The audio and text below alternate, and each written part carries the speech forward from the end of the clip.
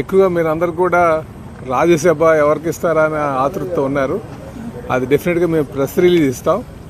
అయితే ఉన్న దాంట్లో ఒకటి మరి మా ఎన్డీఏ పార్ట్నర్స్ అయినటువంటి జనసేనకి కేటాయించడం జరిగింది. మిగతా 3 కూడా తెలుగుదేశంకి ఉంటుందని తెలియజేస్తున్నాం. అలాగే ఇప్పుడు ఇంతసేపు కూడా ఎక్కువ డిస్కషను ఈ 2 సంవత్సరాలు ఎన్డీఏ అభివృద్ధి చేసినటువంటి దాని మీద డిస్కషన్ జరిగింది.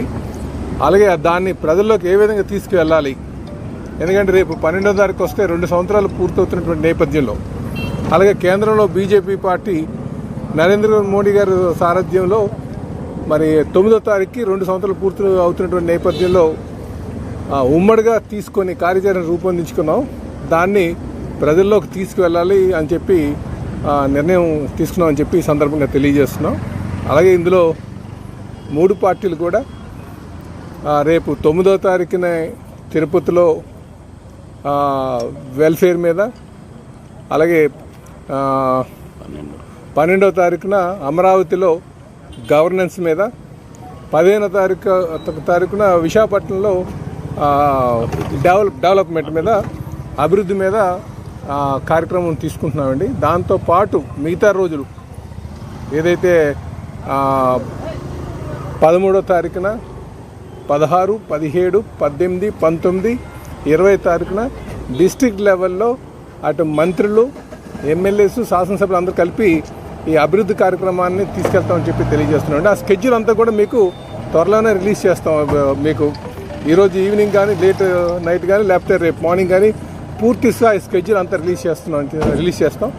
అయితే ఈరోజు ముఖ్యంగా ఇది ఈ 2 సంవత్సరాల అచీవ్మెంట్ని ప్రజల్లోకి తీసుకువెళ్లాలన్న దాని మీద ఎక్కువగా చర్చించుకోవడం జరిగిందని చెప్పేసి ఎన్డీఏ పార్ట్నర్స్ మధ్య చర్చ జరిగిందని చెప్పి ఈ సందర్భంగా తెలియజేస్తున్నాం. దీంతోపాటు స్పెషల్ ఇంటెన్సివ్ రివిజన్ ఏదైతే ఓట్ల కార్యక్రమం ఉందో దాని మీద కూడా డిస్కషన్ జరిగిందని చెప్పి తెలియజేస్తున్నాను. నమస్కారం. నేను డీటెయిల్గా అందరికి నమస్కారం అండి. ఈరోజు గౌరవ ముఖ్యమంత్రి గారి నాయకత్వంలో గౌరవ ఉప ముఖ్యమంత్రి గారు పవన్ కళ్యాణ్ గారు, అదేవిధంగా భారతీయ జనతా పార్టీ నుంచి మాధవ్ గారు, 3 పార్టీల నుంచి పల్లా గారు, తర్వాత జనసేన నుంచి నేను కూడా అందులో పాల్గొన్నాం. ముఖ్యంగా గౌరవ ప్రధానమంత్రి గారి 12 సంవత్సరాల పరిపాలన పూర్తవుతున్న సందర్భంగా, అదేవిధంగా రాష్ట్ర ప్రభుత్వం ఏర్పడి 2 సంవత్సరాలు ఎన్డీఏ కూటమి ఏర్పడిన సందర్భంగా అభివృద్ధి మరియు సంక్షేమం రెండింటిపైన కూడా క్షేత్రస్థాయిలో ప్రజలకి మరింత దగ్గరయ్యే విధంగా చేసిన కార్యక్రమాలు ప్రజలకి చేరే విధంగా అంతిమంగా 3 పార్టీలు కలిసి కార్యక్రమాన్ని విజయవంతంగా చేయాలని గౌరవ ముఖ్యమంత్రి గారు చంద్రబాబు నాయుడు గారు, అదేవిధంగా గౌరవ ఉప ముఖ్యమంత్రి గారు పవన్ కళ్యాణ్ గారు కూడా దీనికి స్పష్టంగా ఒక కార్యాచరణ సిద్ధం చేయమని చెప్పడం జరిగింది. కేంద్ర ప్రభుత్వం నుంచి, భారతీయ జనతా పార్టీ నుంచి కూడా నాయకత్వం, అదేవిధంగా సెంట్రల్ మినిస్టర్స్ కూడా దీంట్లో పాల్గొనే అవకాశం, వాటి గురించి కూడా మాధవ్ గారు మాట్లాడారు. అవి కూడా చాలా వరకు ఫైనలైజ్ అయినాయి.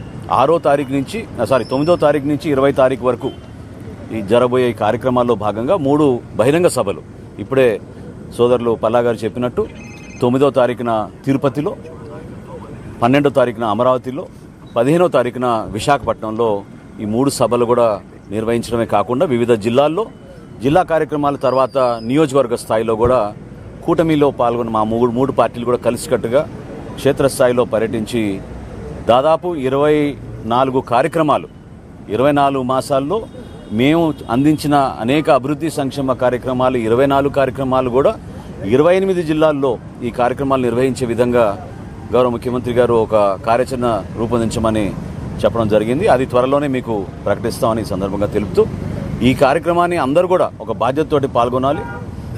Telugu Desam party, Janasena party, Bharatiya Janata party నాయకత్వం, క్షేత్రస్థాయిలో ఉన్న మా క్యాడర్ అందరూ కూడా కలిసికట్టుగా ఈ కార్యక్రమాల్లో మన నాయకత్వం ఏ విధంగా మనని ఈ విజయం కోసం ప్రజలు మన ఆశీర్వదించారో ఆ ఆలోచనతోటి వాళ్ళు అందించిన ఈ ఆశీర్వచనాన్ని మరొకసారి అంకిత భావంతో పనిచేసుకుంటూ ముందుకెళ్ళడానికి ఏదో చక్కటి అవకాశంగా మేము అందరం కూడా భావిస్తూ ఇప్పుడు మాధవ్ గారిని మాట్లాడమని కోరుతున్నాను. అందరికీ నమస్కారం. 12 సంవత్సరాల నమ్మకం, అభివృద్ధి, అలాగే పేదల సంక్షేమం అనే ఒక థీమ్తో కేంద్ర ప్రభుత్వం ఆధ్వర్యంలో ఈ యొక్క 12 సంవత్సరాల కార్యక్రమం చేయాలని చెప్పి నిర్ణయించడం జరిగింది. ఇవాళ గౌరవ ముఖ్యమంత్రి గారు, అలాగే ఉప ముఖ్యమంత్రి శ్రీ పవన్ కళ్యాణ్ గారు, కలిసి ఈ యొక్క ఆలోచనని పెద్ద ఎత్తున చేయాలి. రాష్ట్రంలో 2 సంవత్సరాల ఎన్డీఏ పరిపాలన కూడా జోడించి పెద్ద ఎత్తున ఈ కార్యక్రమాన్ని ముందుకు తీసుకెళ్లాలని చెప్పి అనుకోవడం జరిగింది. దాంట్లో భాగంగా తిరుపతిలో ఏదైతే సంక్షేమం ఉందో సంక్షేమం మీద పెద్ద ఎత్తున కార్యక్రమాలు చేయాలి. కేంద్ర రాష్ట్ర ప్రభుత్వాలు సంక్షేమం కోసం ఏ కార్యక్రమాలు చేసింది, ప్రజలు ఏ విధంగా దాంట్లో లబ్ధి పొందారనే విషయాన్ని, అలాగే 14వ తారీఖు మన 12వ తారీఖు అమరావతిలో ఏదైతే 12 సంవత్సరాల నమ్మకం అంటే గుడ్ గవర్నెన్స్ సంబంధించిన పెద్ద ఎత్తున కార్యక్రమం ఇక్కడ చేసి ఏ విధంగా పరిపాలన సుపరిపాలన ఏ విధంగా ఉంటే దాని యొక్క లాభం ఏ విధంగా ఉందని, అలాగే 15వ తారీఖు విశాఖపట్నంలో అభివృద్ధి అంటే ఏ రకంగా డబుల్ ఇంజిన్ సర్కార్ ఉండటం కారణంగా ఏ రకమైన పరిశ్రమలు వచ్చాయి, ఎటువంటి స్టార్టప్స్ వచ్చాయి, ఏ విధంగా ఇది ఏ రాష్ట్రానికి రాని విధంగా పెట్టుబడులు వచ్చాయి అనే విషయాన్ని కళ్ళకట్టేనట్టు చూపించాలని చెప్పి ఆలోచన. ముఖ్యంగా ఈ యొక్క కేంద్ర రాష్ట్ర ప్రభుత్వాల యొక్క పరిపాలన కారణంగా ట్రాన్స్ఫర్మేషనల్ చేంజ్ దేశంలో ఏ విధంగా వచ్చింది, ఇన్ఫ్రాస్ట్రక్చర్ విషయంలో ఏ విధంగా ట్రాన్స్ఫర్మేషనల్ చేంజ్ వచ్చింది, అలాగే రైతాంగానికి సంబంధించిన చేంజ్ ఏమి వచ్చింది, అలాగే పేద ప్రజలకు సంబంధించిన జీవితంలో ఎటువంటి మార్పు వచ్చింది లాంటివి మనం ముందుకు తీసుకెళ్లాలని చెప్పి ఆలోచన చేస్తున్నాం. అలాగే ప్రపంచవ్యాప్తంగా ఏ విధంగా ఇవాళ భారతదేశం యొక్క గౌరవం పెరిగింది అనే విషయాన్ని కూడా ఈ యొక్క సందర్భంగా హైలైట్ చేయాలని చెప్పి అనుకుంటున్నాం. గౌరవ ముఖ్యమంత్రి గారు ఈ కార్యక్రమాలను ఈ విధంగా డివైడ్ చేయాలి. 9వ తారీఖు ఆయన ప్రమాణ స్వీకారం చేసిన రోజు కాబట్టి ఆ రోజు ప్రారంభిద్దామన్నారు. ఆ విధంగా ఆ రోజు ప్రారంభించి అనేక రకాల కార్యక్రమాలు అంటే 24 థీమ్స్ అంటే 2 సంవత్సరాలు రాష్ట్ర ప్రభుత్వం పూర్తయిన సందర్భంగా 24 నెలలు దానిని ఆ విధంగా బేరీ చేసుకుని 24 అంశాలు ఏవైతున్నాయో వాటిని ఒక థీమ్గా పెట్టి ముందుకు తీసుకెళ్లాలని చెప్పి అనుకోవటం నిజంగా ఈ రాష్ట్రంలో పెద్ద ఎత్తున ప్రజలందరికీ కూడా వాళ్ళ కళ్ళకు కట్టినట్టు అభివృద్ధి ఏమిటి అనే విషయం, దేనికోసం ఈ యొక్క కూటమి పనిచేస్తుందనే విషయం వాళ్ళందరికీ తెలియజేయాలని చెప్పి పెద్ద ఎత్తున కార్యక్రమాన్ని నిర్ణయించుకొని ముందుకెళ్తాం. ఆ విధంగా రాష్ట్రంలో రాబో 3 సంవత్సరాలు కూడా అటువంటి ఏదైతే రోడ్ మ్యాప్ అనుకున్నా ఆ విధంగా తీసుకెళ్ళడం జరిగింది. అన్ని రంగాలకు కూడా అభివృద్ధి చేసే విధంగా పెద్ద ఎత్తున కనీ విని ఎరుగని రీతిలో ఒక భవ్య రాజధాని నిర్మాణం, అలాగే మన యొక్క పోలవరం పూర్తి స్థాయిలో దాన్ని పూర్తి చేయటం, అలాగే రాష్ట్రానికి సంబంధించిన railway projects Visakha railway zone రావటం కూడా చాలా గొప్ప విషయం. దేశంలో ఎక్కడా జరగని విషయం ఒక రాష్ట్రానికి సంబంధించి ఒక జోన్ రావటం అది కూడా చాలా పెద్ద అంశం. దాంతోపాటు అనేక రకాల పరిశ్రమలు ఇవన్నిటిని కూడా హైలైట్ చేసి ముందుకు తీసుకెళ్లాలనుకుంటున్నాం.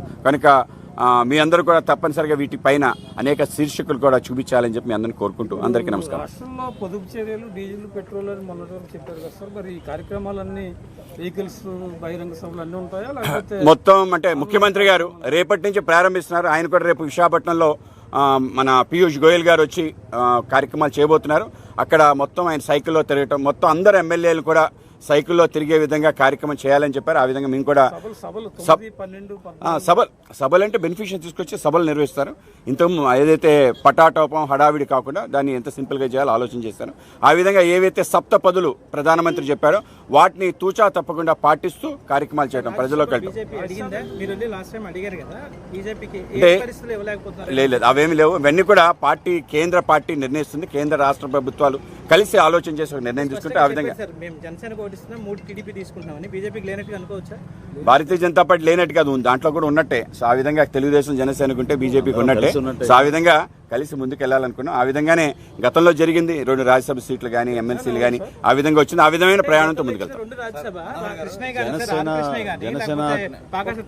ఇద్దరు గతంలో ఇచ్చిన 2 రాజ్యసభ టీడీపీ నుంచి వచ్చినాయి కాదు, వాళ్ళు ఆల్రెడీ ఉన్న వాళ్ళని రిజైన్ చేయించి బీజేపీనే చేయించింది. సో ఇప్పుడు ఒకటి రావచ్చు తీసుకోవాలన్న ప్రపోజల్ ఒకటి ఉంది అన్నది సార్, నిజమేనా అది?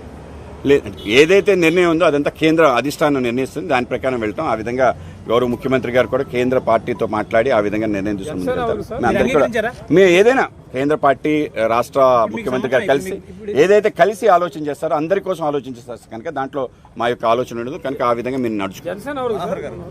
అది జనసేన పార్టీ అభ్యర్థి ఎవరు అనేది మా పార్టీ అధ్యక్షులు పవన్ కళ్యాణ్ గారు నిర్ణయిస్తారు. ఇంతకుముందే ఎన్డీఏ సమావేశంలో జనసేనకు ఒక సీటు కేటాయిస్తున్నట్టు గౌరవ ముఖ్యమంత్రి గారు, అదేవిధంగా పవన్ కళ్యాణ్ గారు, అదేవిధంగా కేంద్ర ప్రభుత్వంలో ఉన్న పెద్దలు కూడా మాట్లాడారు కాబట్టి ఆ నిర్ణయానికి వచ్చినప్పుడు తప్పకుండా రాబోయే రోజుల్లో ఆ నిర్ణయం తీసుకుంటారు.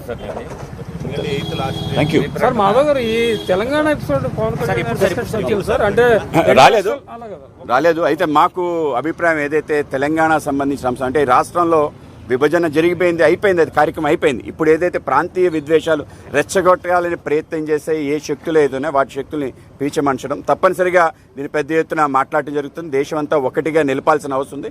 ఇటువంటి ఒక విధర్మీయ శక్తులు, వేర్పాటు శక్తులు ఎక్కడెక్కడ పెరిగినా వాటిని తప్పనిసరిగా మనం దుడమాడుతాం. ఆ విధంగా కలిసి వెళ్తాం. ఇవాళ భారతీయ జనతా పార్టీ, జనసేన, టీడీపీ కలిసి వెళ్తున్న తీరుని అందరికీ కూడా కంటగింపుగా మారింది. కనుక ఒక నెరేటివ్స్ బిల్డ్ చేసి ఒక ప్రయత్నం చేస్తున్నారు. కనుక ఎవరెవరైతే విశ్లేషకులు అనుకునేవాళ్ళు, లేకపోతే వాళ్ళంతా స్వయం ప్రకటన మేధావులు ఎవరైతే ఉన్నారో వాళ్ళందరి యొక్క ప్రయత్నం ఏదైతుందో ఆ ప్రయత్నాన్ని తప్పనిసరిగా దాన్ని తిప్పికొట్టడం జరుగుతుంది. అందరిలో కూడా జాతీయత పెంచే విధంగా ఏ విధంగా దేశంలో అన్ని పార్టీలు పోటీ చేయొచ్చు. వాళ్ళ బీఆర్ఎస్ వెళ్ళి ఆంధ్రప్రదేశ్లో కూడా కమిటీ ఏర్పాటు చేసుకుంది, అక్కడ మహారాష్ట్రలో ఏర్పాటు చేసి స్వయంగా తిరిగాడు. ఇప్పుడు ఈ విధంగా మాట్లాడటం ఏదైతుందో అసలు ఏ విధంగా అంగీకరించేది లేదు. ఈ విధంగా ఎవరు మాట్లాడినా కూడా వాటిని ఆ విధంగా ప్రజలు తిప్పికొడతారు. అక్కడ కానీ ఇక్కడ కానీ అటువంటి అభిప్రాయం లేదు. అందరూ ఒకటిగా ఉంచుకొని వెళ్ళాలనుకున్నాం. దాన్ని పెంచే ప్రయత్నం, జాతీయత భావాలు పెంచే విధంగా మీ అందరం కలిసి కృషి చేస్తాం.